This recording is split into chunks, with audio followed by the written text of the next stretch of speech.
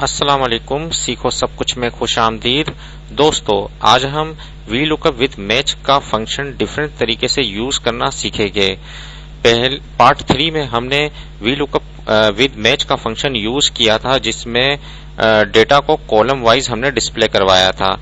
इस बार हम डेटा को रो वाइज डिस्प्ले करवाएंगे। आइए देखते हैं इसको कैसे किया जा सकता है।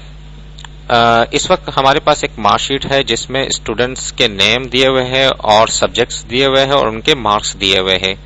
आइए देखते हैं इसको कैसे यूज किया जा सकता है वी लुकअप को विद मैच के साथ। सबसे पहले आप स्टूडेंट नेम की एक लिस्ट बना ले। लिस्ट बनाने के लिए ऑल्ट डी एल प्रेस करेंगे तो डेटा वैलिडेशन का डायलॉग बॉक्स आ जाएगा। इस पर लिस्ट को सिलेक्ट कर लीजिए और सोर्स में आप स्टूडेंट्स के नेम्स बता दीजिए।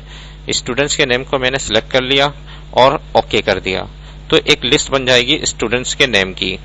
आइए देखते हैं इसमें स्टूडेंट्स की तमाम नेम्स आ गए हैं।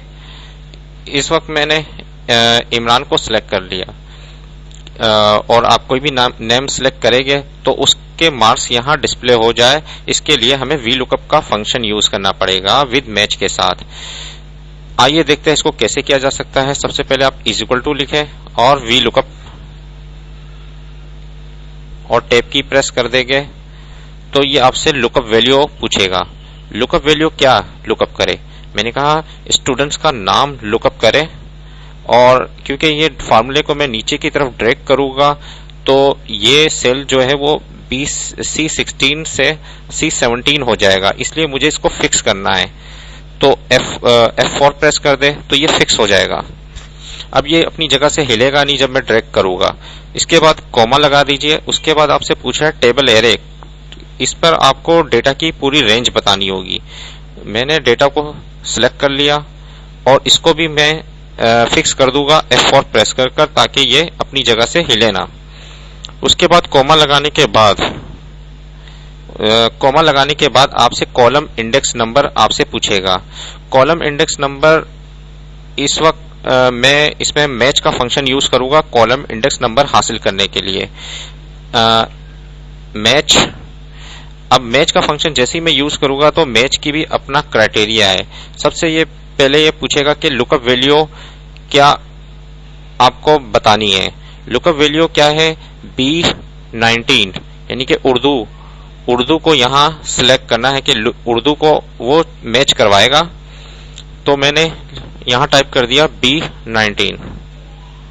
उसके बाद कॉमा लगा दिया। इसको मैं फिक्स नहीं करूंगा क्योंकि मैं जब इस फार्मूले को नीचे की तरफ ड्रैग करूंगा तो B20 इंग्लिश के लिए ऑटोमेटिकली आ जाएगा, इसलिए मुझे इसको फिक्स नहीं करवाऊंगा।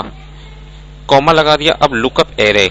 लुकअप एरे क्या है कि उर्दू को सर्च करे कहां से, इसमें से, तो वो कॉलम नंबर बता देगा मुझे।